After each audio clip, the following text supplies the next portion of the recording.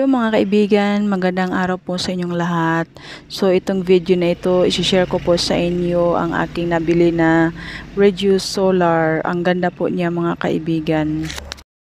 Matagal ko na po kasi itong pinangarap na makabili ng radyo solar pa pang regalo sa aking kapatid na nakatira sa bukid kasi noon lagi siyang nakita ko, lagi siyang bumibili ng battery.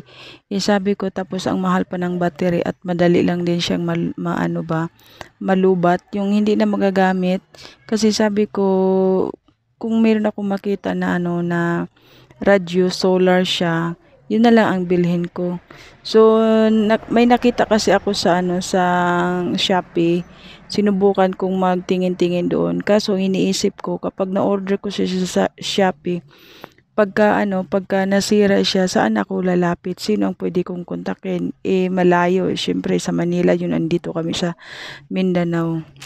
In-advertise kasi ito sa sa radyo. Tapos nagkataon na pupunta ako ng bayan para manggrocery sa aking maliit na tindahan. Kaya sinadya ko talagang puntahan yung nila, shop nila. At ito na nga lang nag-iisa, wala nang iba kasi pinakyaw daw lahat ng isang customer, bali apat. So ito na lang isa ang natitira. Kaya nung nakita ko, tungtuwa naman ako. So hindi naman siya ganun kamahalan, tama lang din yung presyo niya.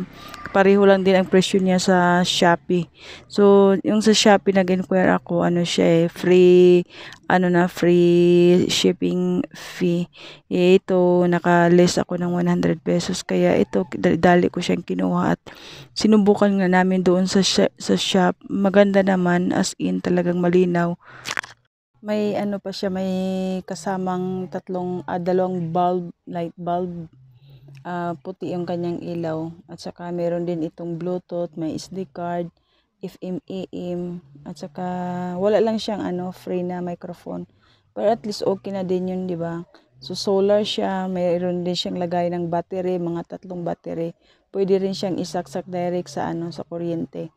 Kaya sabi ko total at saka pala mayroon siyang din saksakan ng kuan ng cellphone, yung magcha-charge ba. So, sabi nung ahente, 4 hours lang siya na pwede siyang gamitin kung tatanggalin siya doon sa solar.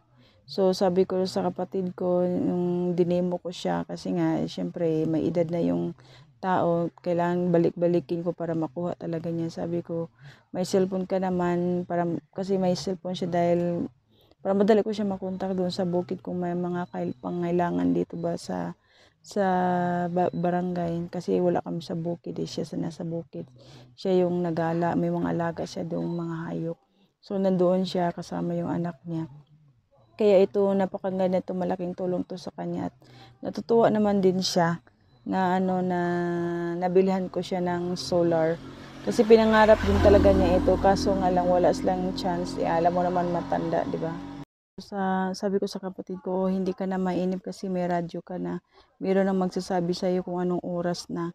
Kasi wala siyang relo at saka syempre, 'di ba, pag gumatanda, mahirapan na 'yung magtingin-tingin ko ng oras na. So makinig na lang siya sa sa radyo. O yun, sabi ko pwede ka nang mag-disco diyan sa bukid kasi wala kang kalaban, wala kang kapitbahay na maiirita sa iyo.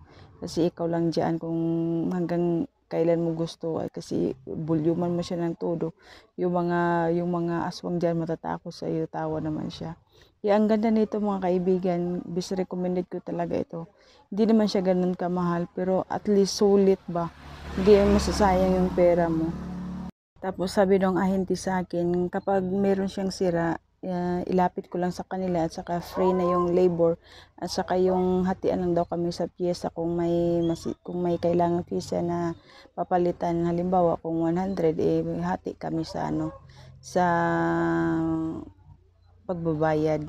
So maganda din yun kasi kung lagi ko iniisip kung bibili ako sa Shopee, nako pag masira, wala na akong pwede makontak. Kaya dito na ako sa bayan at talagang nagagalak ako dahil meron dito sa amin lugar.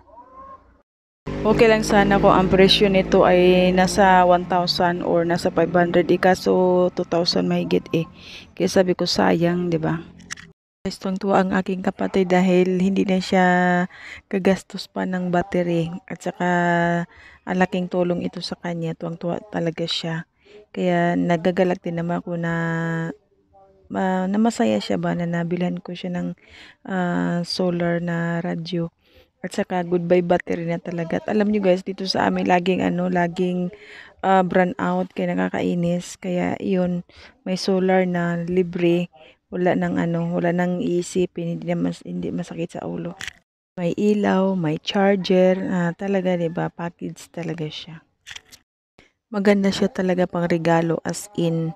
Kaya kung meron kayong mga gustong regaluhan nito na kamag-anak nyo, ito bibilhin nyo sa kanya, tiyak na matutuwa yung mga yon, lalo na yung mga may edad ba. Okay, thank you guys. God bless all. Bye-bye.